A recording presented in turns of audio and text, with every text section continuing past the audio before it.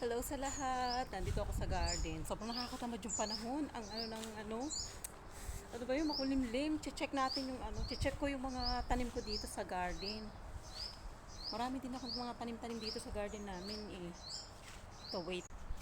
Ayan o, ano ba yung tawag niyan? Tanglad. Tapos yung mga malunggay ko, nandyan. Yan, mataas na rin. Ayan, tanglad. Tapos yung talbos ng yung kamote, may mga tumutubo siya. Mamamatay na nga sana yan eh. Kasi nga yung gardener, pangalan nito, nilulunod niya sa tubig. Dinidiligan ng maigi. Pero itong side na to, medyo maano pa siya. Madami pa siyang dahon. Eh magsa-summer na din eh. Baka mamamatay na din yan. Grabe yung panahon. Magtataginit na talaga. Pero ngayon malamig-lamig pa. Meron pa akong malunggay na hindi napuputol, oh. Meron pang hindi malunggay.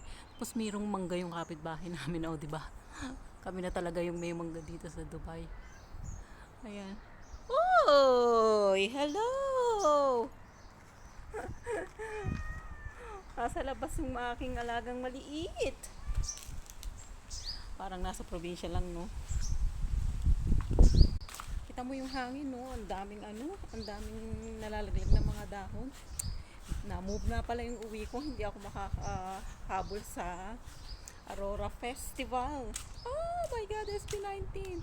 Pero dito sa sa Dubai, magko-concert sila. 50-50 ako eh. Malamang nasa Pilipinas ako niyan. Pero sana kung nasa Pilipinas ako, makanood ako ng pagtatag finale nila, di ba? Finale ng pagtatag ng SB19. Sana lang makapanood ako. Let's wait and see. Punta ako dito sa harapan. Dito din marami din ditong malunggay, mga buto. Kinakain ng ibon. Para kung nasa probinsya talaga, imagine niyo ha. Parang ang sarap ditong pag ganito lang kalamig, pero nagtataginit kasi dito eh. Ayan oh, 'di ba? Ang daming malunggay. Siguro yung gardener nagtanim niyan.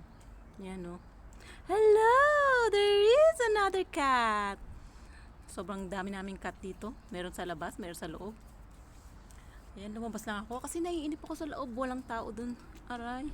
And then sana makanood tayo ng concert ng SB19, di ba? Tingnan nyo naman yung mga kalat dyan, oh, yung mga dahon-dahon, dry leaves, napakadami. Konsumisyon. Dami palang mga itatapon dito na Ay, maya-maya papasok na din ako kasi kahit na ay, nagsara bigla yung gate. May mumo. Sige na nga, ganun yun na lang. Bye!